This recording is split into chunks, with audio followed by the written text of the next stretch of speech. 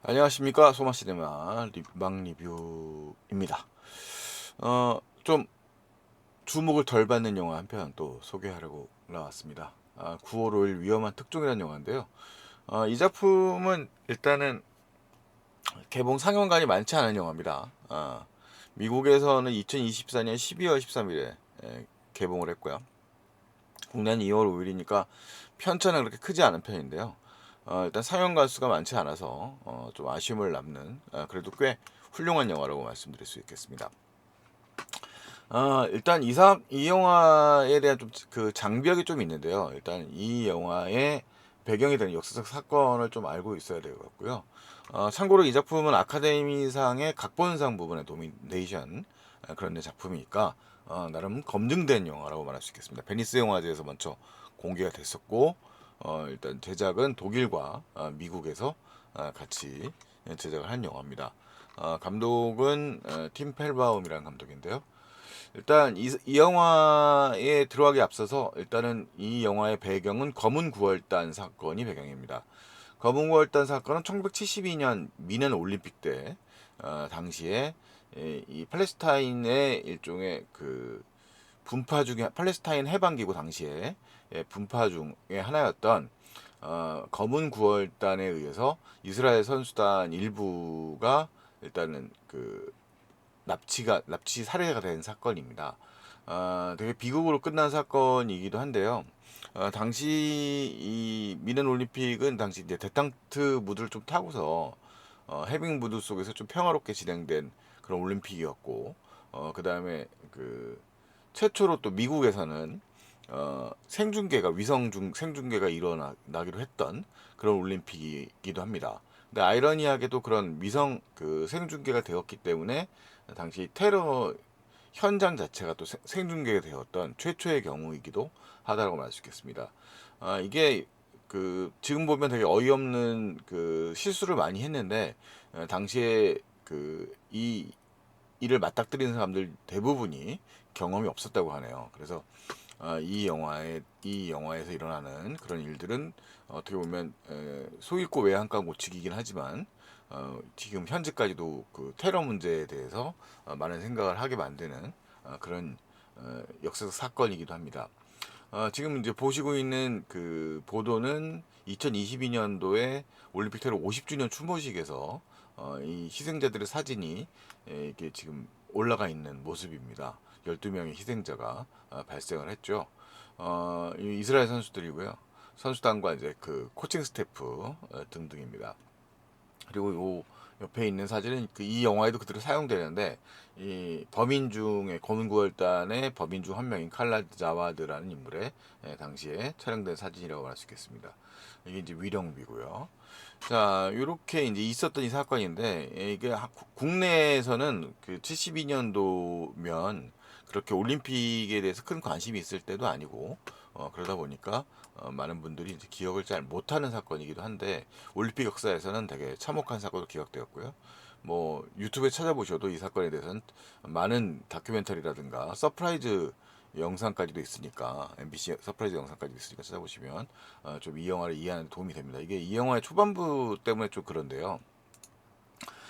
이 영화의 그 이 검은고발단 사건의 역사적 배경을 다루고 있는 작품들은 꽤 많이 있는데 일단 대표적으로 알려진 것은 이제 토마스 해리스가 이제 이 그 사건을 그대로 그린 것이 아니라 그의 영감을 받아서 쓴 소설인 그 블랙 선데이라는 소설이 있습니다.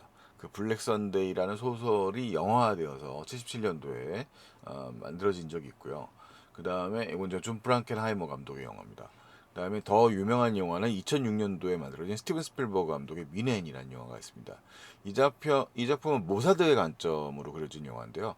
폭력의 순환고리를 다루고 있는 영화라고 말할 수 있습니다. 사실 단순하게 볼 수는 없는데, 요거에 대해서는 이제 그 뭐죠? 그 당시에 그 뭐 여러 가지 논란이 있었어요. 이스라엘 사람들도 뭐 좀 불만이 있었고 뭐 그 여러 가지 그 정치적인 이야기들이 많이 있긴 했습니다만 상당히 잘 만들어진 작품입니다. 그러니까 그 이 검은고월단 사건 이후에 처절하게 복수해 나가는 끝까지 쫓아가서 복수하는 모사드 대원들의 이야기를 달고 있는 작품이 미렌이고 소설이 원작입니다.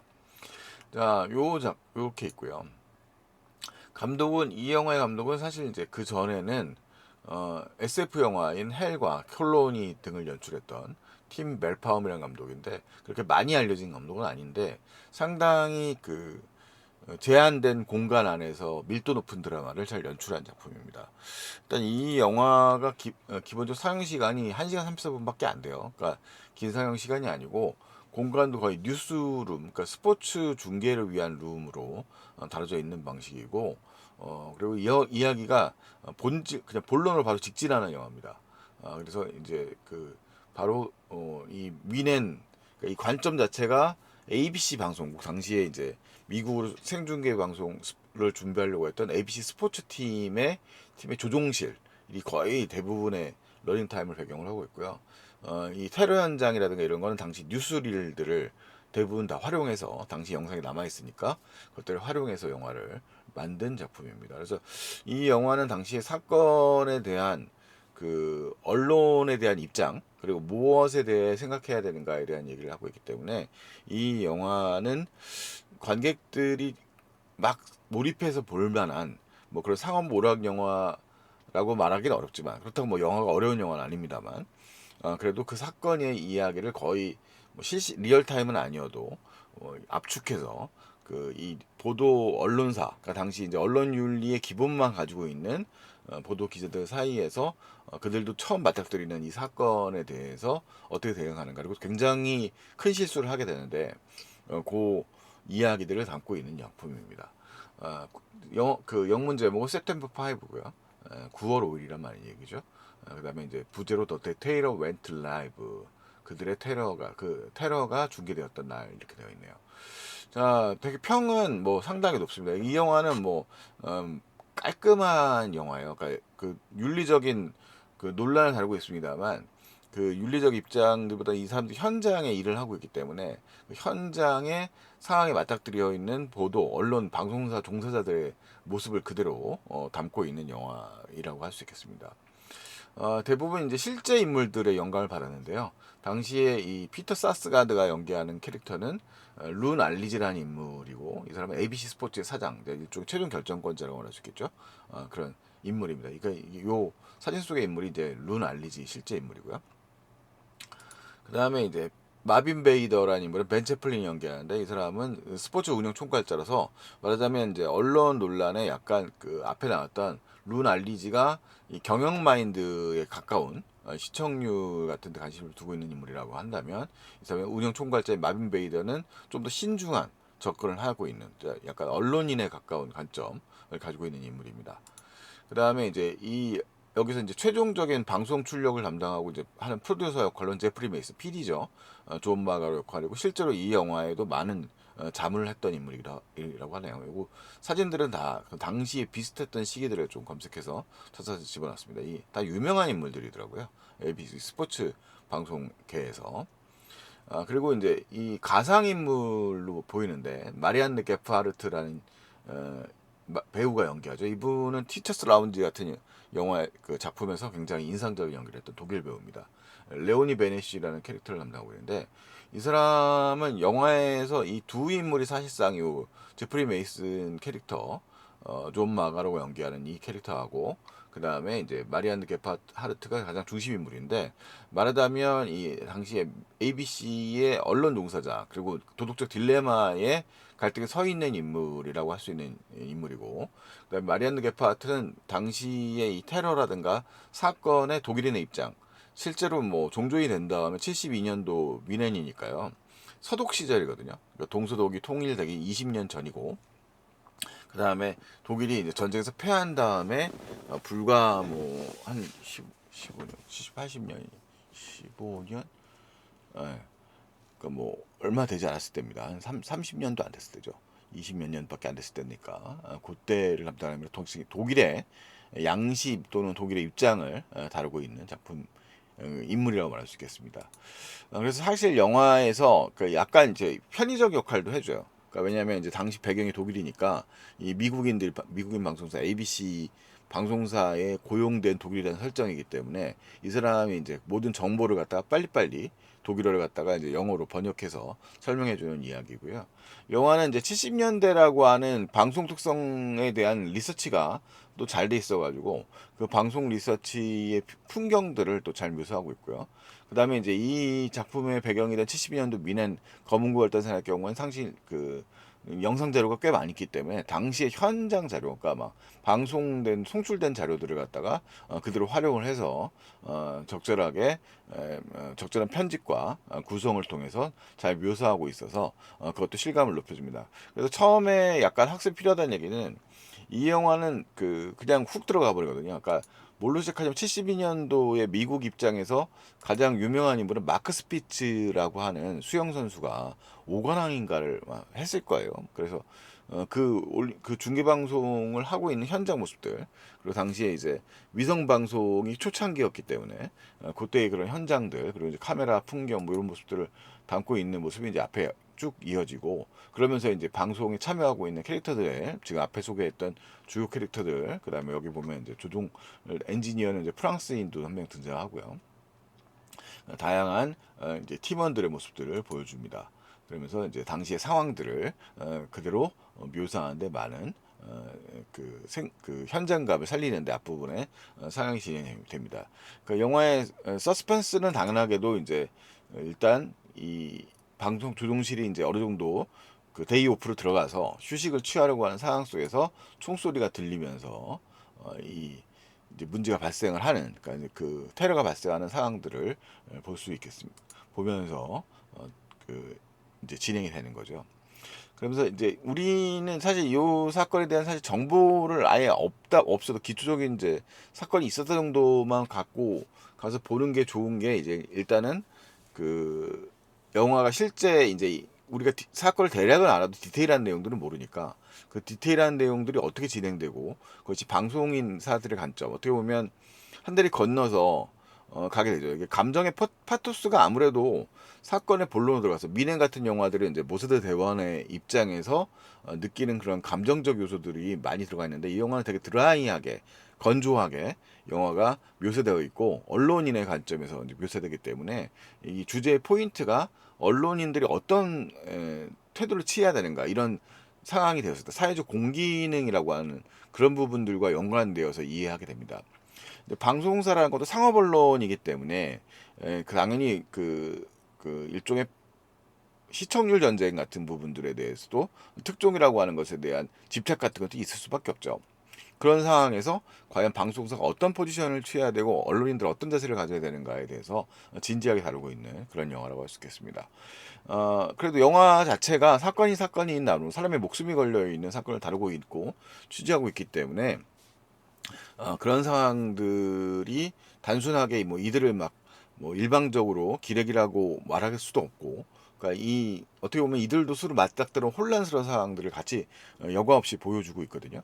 그러면서 외부 상황에 의해서 가져야 되는 태도들에 대해서도 생각해보게 하는 그런 영화라고 할 수 있겠습니다. 그래서 미묘하게 이 갈등이 뭐 특별한 빌런이 있다기보다는 미묘한 입장의 차이들이 이제 존재하는 거예요. 그러니까 여기 지금 나와 있는 오른쪽에 있는 ABC 당시 사장이었던 피터 사스가다 연기하는 룬 알리지라고 하는 인물은 좀 더 경영의 측면, 그 다음에 이제 특종에 좀 더 집착하는 경향을 보여주고, 마빈 베이더가 연기하는 벤 채플린은 이제 좀 더 신중한 입장이죠. 그러니까 이들은 원래 이제 스포츠 중계를 하기 위해서 온 스포츠 팀이 팀원들이란 말이에요.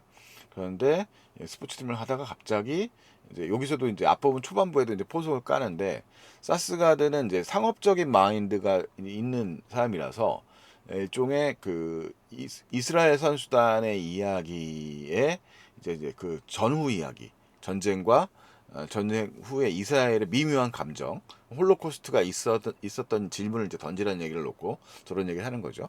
그러면서 이제 선수들에게 이스라엘 선수들이 이제 느낄 감정들, 이런 그런 아이러니 같은 것들을 다루고 있어요. 그러니까 사실 포석이기도 한데, 독일이라고 하는 우리가 뭐 존 오브 인터레스트 같은 영화가 최근에 작년에 이제 크게 알려졌습니다만, 올해도 이제 뭐 홀로코스트를 다룬 영화들이 또 나와 있는데, 그 미묘한 감정들 사이에서 이 거기서 이제 이 유대인들의 인터뷰를 다루고 그들이 이제 느끼는 감정 같은 걸 이제 얘기하는 거죠. 근데 룬 알리지의 경우에 지금 나와 있는 인물의 경우에는 좀 더 그래서 좀 상업적으로 적극적으로 이용하려는 경우고 그다음에 마빈 베이더는 좀 그것에 대해서 좀 불편한 감정 그런 걸 굳이 또 접근될 것이냐 올림픽이라는 것에 대해서 돼야 되는 입장이 또 보여주기도 합니다. 그 이제 가운데 있는 인물이 이제 PD인 제프리 메이슨이라고 하는 인물이라고 할 수 있겠고요. 이제 두 인물은 양자 입장이죠. 구도상으로는 아주 노골적이진 않습니다만 뭐 플래툰 같은 영화에 나왔던 두 명의 상사 같은 천사와 악마 같은 캐릭터라고 일종의 구도상으로 보면 볼 수는 있겠습니다. 뭐 아주 노골적인 입장은 아니고요. 그래도 입장 포지션 차이는 있습니다. 이건 지금 이 기뻐하는 거는 이제 마크 스피츠라는 당시에 수영 전설 레전드가 우승한 금메달을 따는 장면들을 보고 기뻐하는 장면들이고요. 그래서 이제 모두 고생했어요라고 이제 들어가 있는 상관이고 이제 이 사람의 경우에는 마리안네라고 하는 캐릭터, 지금 레오네 베네시라는 이제 독일 배우가 연기하고 있는 이 캐릭터의 경우에는 이제 ABC에 종사하고 있는 인물이고 그 당시에 상황에 이제 이 어떻게 보면 ABC 방송실 조종실 안 바깥과 현실과 그다음에 이제 이 조종실을 연결해주는 가장 어떻게 보면 상황에서 이 소통 문제 때문에 적극적으로 문제를 알려주고 그것에 대해서 이제 정보를 전달하는 캐릭터를 담당하고 있고 취재도 담당하게 되는 인물이 되죠. 그래서 영화에 잠깐 등장합니다만 이 사람은 뭐 일종의 어시스턴트, 뭐 커피 같은 것들을 갖다가 해줘야 되는 인물이 아니라 주요 정보를 갖다 수집하는 역할로 영화상에서 초반부에는 존재감이 없다가 이제 이 사건 이후에 급부상하면서 존재감이 나타난 인물이고 사실 영화의 메시지를 위해서 매우 중요한 인물이라고 말할 수 있겠습니다. 그리고 이제 영화는 이제 갑자기 이제 총소리를 이제 들었게 됐던 건데 이제 선수촌에서 인질극이 벌어졌다는 거죠.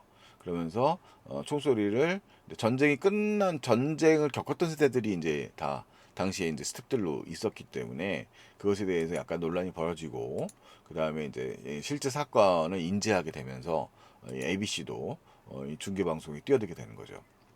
초창기에는 이 ABC 방송국에서도 팩트를 전해 듣고 이제 보도국에서 하지만 소득은 손 떼고 스포츠국은 손 떼고 보도국에게 이제 이 저를 넘겨라라는 얘기입니다. 사실은 스포츠이기 때문에 아무래도 이런 민감한 정치적 문제에 대해서 예민하게 대처하지 못한 부분도 사실은 있을 거예요. 그러니까 그런 문제도 있을 건데 어쨌든 그런 이제 상황적 제시를 하는데 사실 또 스포츠국의 입장에서는 당시 테러 사건이 벌어졌던 그 현장에서 가장 가까웠던 왜냐하면 보도국은 미국의 ABC 방송국에 있는 직원들은 미국에 있었기 때문에 이들이 이제 보도를 하는 것이 마땅하다고 판단했을 수도 있을 것이고 그 현장의 생생함 같은 부분에서는 일리 있는 주장을 펼치죠. 그래서 결국은 이제 이 룬 알리지의 주장에 의해서 결국은 이제 생중계를 할 수 있게 된 상황이 됩니다. 그러면서 이제 말 그대로 테러 상황이 미국에도 생중계가 되는 상황이 벌어지게 되는 거예요.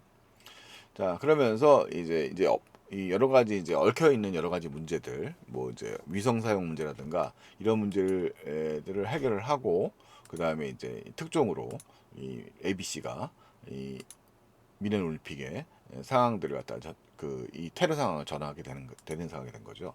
그래서 어이없게도 최초의 테러 생중계, 테러 라이브가 돼버리는 그런 상황이 발생을 하게 됩니다. 이분들은 대부분 다 희생자들이고요. 어, 여기 있는 이제 나중에 이제 결론이 이미 나와 있는 사건이니까요. 역사 사건이니까요.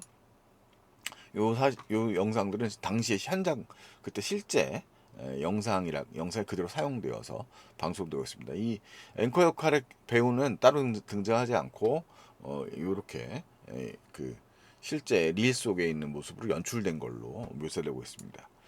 자, 그러면서 이제 상황이 이제 이 심각한 이제 서스펜스 상황이 발생을 하게 되는 거죠. 이들이 일단은 막 이 영화를 저도 가물가물하게 기억을 하고 있어가지고 이분들이 나중에 구출되었나? 뭐 이런 생각도 잠깐 영화 끝까지 또 생각하게 됐었는데 뭐 그 나중에 뭐 일단은 그것도 중요한 서스펜스 부분이니까 사건을 뭐 그래서 잘 인지하지 못하고 계시다면 이 사건이 있다는 사실 정도로만 기억을 하시고 영화를 보셔도 나쁘지 않은 선택이 될 수도 있겠습니다. 뭐 장르물로 보신다면요. 자, 그러면서 이제 여러 가지 에피소드들이 펼쳐지고 이제 백방으로 뛰면서 당시에 이제 현장 상황들도 보여줘요. 이 장면의 경우도 지금 그 몸에다가 필름, 그러니까 이 편집실하고 현상실이 있어요. 당시에 16mm 필름을 활용하는 카메라들도 많았기 때문에, 그러니까 이동성이 높은 카메라들은 이 16mm 필름을 사용해야 됐기 때문에, 그래서 이제 즉각 현상을 해야 되는 상황이 되죠. 그래서 지금 이제 이 ABC 방송국의 스텝 중에 한 명이 그 출입 자체가 선수들만 출입이 되는 상황이 됐기 때문에 테러 상황이 발생하고 난 다음에 이제 그 위장을 하고서 출입을 하고 있는 상황이 됩니다. 뭐 대단한 서스펜스는 아니어도 뭐 방송국 입장에서는 그 영상을 확보하기 위한 것이겠죠. 방송국이기 때문에 이제 특수성이 있어요. 그러니까 영상을 계속 확보하고 내보낼 만한 거리들을 만들어낸다는 특성도 있습니다. 그런 면이 이제 방송 보도가 갖고 있는 어떻게 보면 또 그 일반적인 또 시간적 딜레이와 신중함보다는 좀 위급성, 속보 중심의 특징들을 보여주고 있는 상황이 되는 거죠. 자, 그리고 이제 이 영화에는 이 특수적인, 그러니까 요 결말까지를 결말까지 궁금하지 않으신 분들은 좀 적절한 상황에서 끊어주시는 게 좋을 것 같고요. 자, 이제 그다음부터 이제 본론적인 이야기들, 후반부에 대한 이야기들도 좀 끄집어내야 되니까요. 자, 그러면서 이제 이 영화의 탁월한 부분들인데, 당시의 상황들을 잘 묘사하고 있어요. 그러니까 72년 사건이니까 벌써 뭐 50년이 넘었죠. 그래서 대부분 많은 분들이 기억을 못하고 있을 텐데요. 자, 일단은 당시 독일은 냉전 시대였고 전쟁 패전국이었기 때문에 군부대를 활용할 수 있을 국내 내부에서 군부대를 활용하는데 많은 헌법적인 문제들이 걸려 있습니다.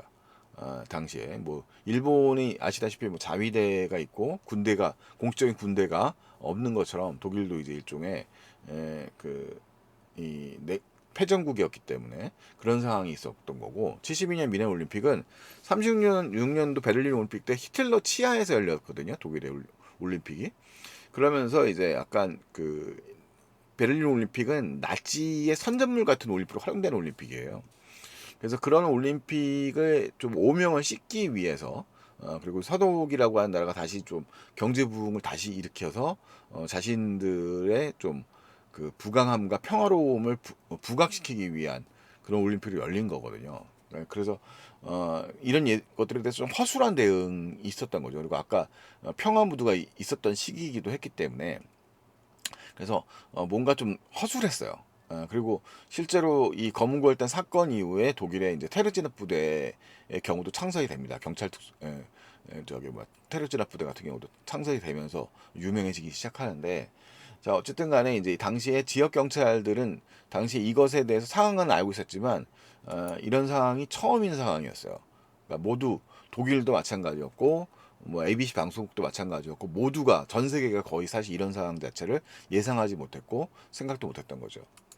자, 그러면서 이제 패착이 벌어지게 됩니다. 가장 굉장히 큰 패착이 되는데, 왜냐하면 요것들을 갖다 생중계 한다면서 ABC 방송국도 이걸 갖다가 보도를 하게 돼요. 근데 이게 왜 그런 일이 벌어지게 되냐면, ABC는 미국 방송국이니까 당시에 로컬성 때문에 ABC 방송국의 방송이 독일 전역에는 방송이 되지 않았던 거죠. 당연히 독일에는 독일 방송들이 방영이 되니까. 그런데 이 아이러니하게도 선수촌에는 방송이 볼 수 있었던 거예요. 그러면 아까 이제 상황이 벌어지고 이 생중계가 이 독일 뭐 경찰들이 어떻게 움직이고 있느니 뭐 이게 어떤 상황 작전이 펼쳐지고 있는지가 다 이 범인들에게 노출되는 상황이 돼버린, 테러리스트에게 노출돼 버리는 상황이 돼버린 거죠. 자, 그리고 이제 이것 뭐 물론 독일 경찰들의 대응 역시도 뭐 그렇게 치밀했다거나 준비된 상황이 아니었습니다만, 어쨌든 간에 이런 상황 속에서 패착을 하게 되는 거고, 최초에는 이 시청률이 암스트롱의 달 착륙보다 더 많이 보고 있다, 이런 대사에 나오는 것처럼 시청률이 높이 올라가면서 이것들을 일종의 성과로 열게 됩니다. 자, 근데 나중에 이제 이것들을 갖다 범인들이 알고 있다는 사실을 알게 되는 거죠. 선수촌은 다 보고 있었다는 거예요. 자, 그런 상황이 벌어지게 되면서 이제 상황은 더욱더 점입가경이 돼가는 상황이 돼버리게 되고, 독일 경찰과 이제 그 범인들은 별도로 떨어져 있는 공항에 이동을 해서 이제 다른 나라로 넘어가기 위한 협상을 벌이는 등의 활동들을 하게 됩니다. 자, 그러면서 이제 언론에 있어서의 이제 문제가 생각을 하게 돼요. 물론 이미 판단은 늦어버렸고요. 이때 이미 이것도 큰 패착이죠. 아주 큰 실수인데 지금이라면 당연히 해야 될 일이 아닙니다만 당시에 이제 이 언론사들은 그런 상황들에 대한 언론 윤리조차 이제 제대로 정립되어 있지 않았다고 볼 수도 있겠습니다. 아무도 그런 생각을 하지 못했으니까요. 자, 그러다가 이제 어쨌든 간에 뒤늦게라도 이제 깨닫게 됩니다만 폐차가 이제 또 일어나게 됩니다. 그 이야기를 전하는 것도 이것도 알 권리를 얘기하는 거죠. 위험에 처한 이들을 알리고 전하는 게 우리의 일이다. 근데 이게 방송의 상황이나 여파에 대해서 생각 못한 부분도 있는 거고요. 자, 그 다음에 여기서 이제 큰 논란이 벌어지는 부분은 영화의 거의 클라이막스 부분에 해당되는 부분들은 이들의 이제 생존 여부에 대한 보도 문제예요. 그래서 이게 이제 그 독일의 GDF 독일의 이제 유력한 인물이 이 저기 뭐야 납치된 이스라엘 그 선수단이 대부분 풀려났다라고 하는 소식을 전하게 됩니다. 그리고 실제로 독일 GDF에서 그런 방송이 나오기도 해요. 근데 여기 이제 나와 있는 지금 마빈 베이더 벤 채플린이 연기하는 이 인물이 이런 신중합니다. 그래서 크로스 체크를 더 해야 된다는 입장이고요. 그다음에 이 피터 사스가드 그리고 존 마가로가 연기한 루나 알리지나 제프리의 경우에는 일단은 이미 확인된 보도가 나와 있는 상황이니까 보도해도 되는 거 아니냐라고 이야기를 합니다. 자, 그러면서 일종의 그 생존에 대해서 방송을 하게 되는 거죠. 자, 하지만 이 상황이 결과적으로 이제 어차피 이제 사건이 다 벌어지고 나서 결론은 역사를 보신 분들은 아시게 되겠지만 비극으로 흘러가게 됩니다. 그러면서 어쨌든 이 방송을 담당하는 인물들은 자신들의 실수를 빨리 인정하고 정정하긴 했지만 결과적으로 큰 오보를 내게 되는 거죠. 그래서 9월 5일 위험한 특종은 그런 과정들을 여과 없이 상당히 긴박감 있는 표현들을 통해서 당시의 상황들을 묘사하고 있는 사건입니다. 영화입니다. 그래서 사실 현재까지 이 사건을 계기로 해서 대테러전이라든가 그 다음에 전 세계에서 이런 것들에 대한 인식이 다시 재고되어 있었던 정말 소잃고 외양간 고치기에 전형이긴 하지만 큰 교훈을 남겼던 사건이라고 해요. 그래서 그 사건의 이제 생생함, 어떻게 보면 50년대에서는 많은 사람들의 기억 속에는 잊어버렸을 사건이지만 그 사건들의 현장을 어떻게 보면 객관화된 시선 그리고 당시에 이들의 상황들을 아주 생생하게 묘사를 함으로 인해서 영화의 그 긴장감을 유지하면서 영화적 재미를 주면서 동시에 여러 가지 많은 생각을 하게 만드는 그런 작품이 아닌가라는 생각이 듭니다. 그래서 한 번쯤 여러분들도 이 사건에 대한 기본적 전제 9월 72년 미넨에 검은골단 사건이 있었고 그걸로 인해 많은 그 희생이 있었다, 비극이 있었다는 사실을 좀 전제하고 보신다면 상당히 재밌게 볼 수 있겠습니다.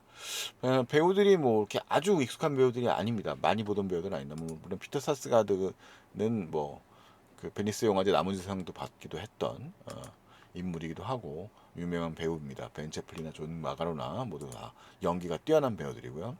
그 어떻게 보면 이제 말하자면 그 당시에 있을 만한 언론인 역할들을 생생하게 잘 해주었고요.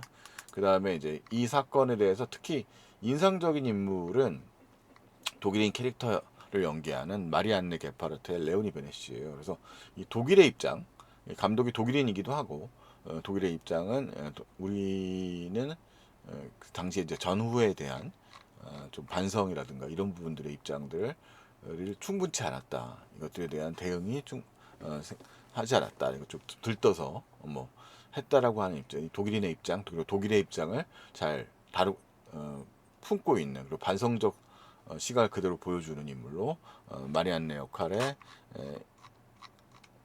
레오니 베네시가 또 훌륭한 호연을 보여주는 영화이기도 하니까요. 그런 부분도 주목해서 봐주시면 좋을 것 같습니다. 상당히 뭐 크게 알려지진 않은 영화입니다만 많은 것을 생각해 줄 수 있는 9월 5일 위험한 특종 한번 또 관심 가져주시면 좋을 만한 영화이지 않은가 싶습니다. 이상 소마 시네마였고요. 다음에 또 다른 작품으로 돌아오도록 하겠습니다. 안녕히 계십시오.